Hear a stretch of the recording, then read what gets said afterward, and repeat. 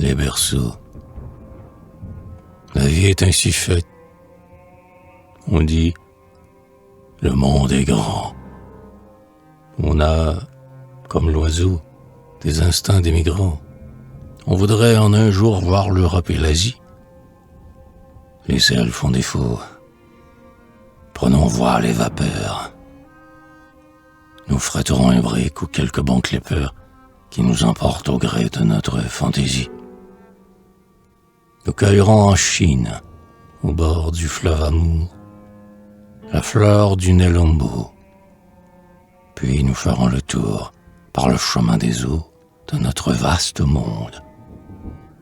Nous verrons l'archipel où les paradisiers s'enivrent en mangeant la noix des muscadiers et les grands papillons des îles de la Saône. Dans les chaudes clartés d'un ciel oriental, nous verrons s'élargir le cèdre horizontal sur de riches fonds d'or étageant ses ramures, tandis qu'à son réveil, la brise du matin, si complet à rythmer, comme un orgue lointain, en son religieux ses plus graves murmures. Sous des vents réguliers pour le navigateur, nous changerons de ciel en coupant l'équateur. Nous doublerons le cap avec toutes nos voiles.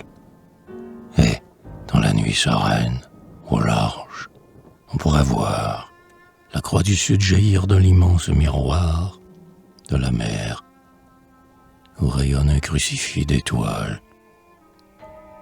Nous partirons en mai, quand les arbres sont verts.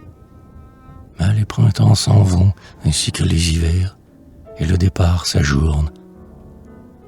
Un soir, on se marie. On fait en souriant le reni conjugal, et l'homme au grand projet reste au pays natal, penché sur le berceau de Paul ou de Marie.